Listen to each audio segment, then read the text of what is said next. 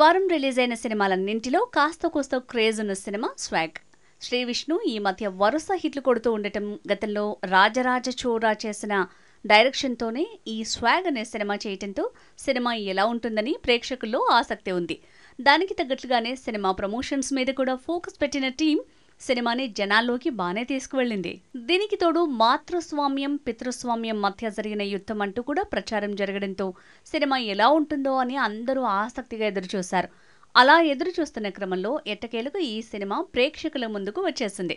ఈ సినిమా ప్రేక్షకులను ఎంత మేరకు ఆకట్టుకుందో తెలుసుకుందాం పదండి. దివాకర్పేట ఎస్ఐ భవభూతిని భార్య రేవతి వదిలి వెళ్లిపోవడంతో ఒంటరిగా మిగిలిపోతాడు.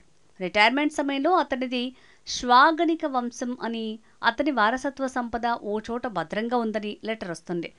మరోపక్క సింగ సోషల్ మీడియా ఇన్ఫ్లుయెన్సర్ తాను ప్రేమించిన అమ్మాయిని పెళ్లి చేసుకుందాం అనుకుంటే అతని తండ్రి ఎవరు అనే ప్రశ్న తలెత్తుతుంది. అయితే అతనికి కూడా శ్వాగనిక వంశం వారసత్వ సంపద గురించి లెటర్ వస్తుంది. అయితే ఆ సంపదని దక్కించుకోవాలంటే ఆ వంశం గుర్తు ఉన్న పలక ఉండాలి.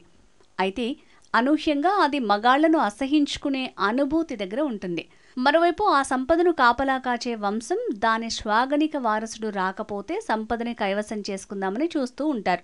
ఈ క్రమంలో ఏం జరిగింది, అసలు భవభూతికి సింగాకు లేఖలు రాసింది ఎవరు, చివరికి ఆ వంశ సంపద ఎవరికి దక్కింది, ఇలాంటి విషయాలు తెలియాలంటే సినిమా చూడాల్సిందే. కథపరంగా చెప్పాలంటే ఎప్పుడో 1500 సంవత్సరంలో మొదలై ఇప్పుడు 2024లో ముగించినట్లు చూపించారు. ఒకప్పుడు సమాజంలో మాతృస్వామ్యం ఎలా వర్తలింది, తర్వాత పితృస్వామ్యంగా ఎలా మారింది లాంటి విషయాలను సిల్లీగా చూపిస్తూనే అప్పట్లో ఆ విషయం కోసం ఎంత ఇబ్బంది పడ్డారో కళ్లకు కట్టినట్టు చూపించారు దర్శకుడు. ఆ తర్వాత తరాల వాళ్ళు రాచరికపు సొమ్ములు ఉన్నా అనుభవించలేక ఎలా తిప్పలు పడ్డారో కూడా ఆసక్తికరంగా చిత్రీకరించారు. ఒక రకంగా ఇది కొత్త కథేమీ కాదు.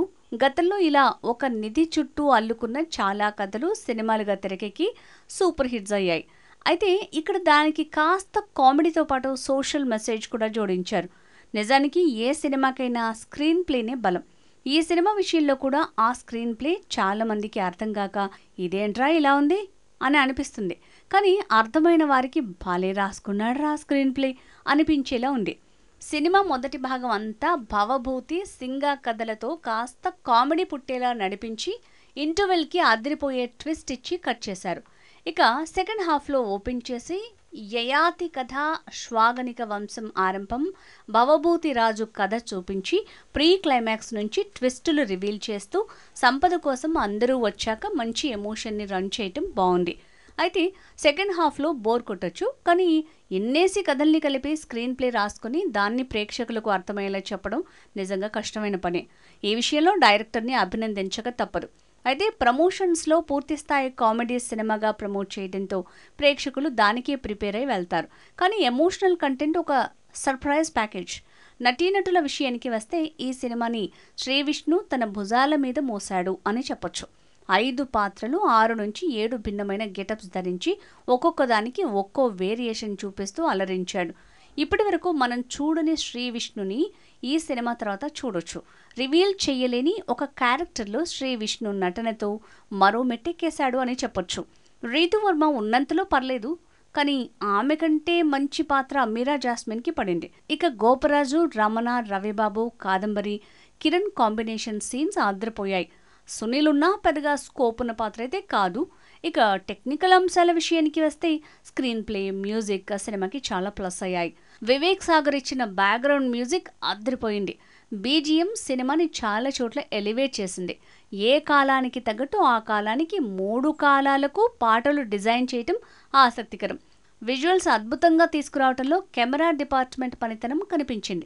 ఆర్ట్ డిపార్ట్మెంట్ కూడా రాజుల కాలం సెటప్, సంపద సెటప్, వంశ వృక్షాల సెటప్ కోసం బాగా పడిన కష్టం చాలా ఫ్రేమ్స్లో కనిపించింది. మేకప్ డిపార్ట్మెంట్ని కూడా మెచ్చుకోవాలి. శ్రీ విష్ణుని అన్ని పాత్రల్లో వేరియేషన్ పర్ఫెక్ట్గా చూపించారు. ఇక ఈ సినిమాలో హసిత్ డైరెక్టర్గా కంటే రచయితగానే ఎక్కువ మార్కులు కొట్టేశాడు. డైరెక్టర్గా కూడా ప్రేక్షకుల్ని పూర్తి స్థాయిలో అలరించే ప్రయత్నం చేశాడు.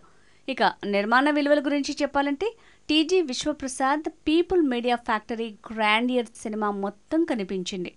హెచ్ఎంటీవీ వర్డిక్ట్: స్వాగ్ కొంచెం ఇష్టం, కొంచెం కష్టం.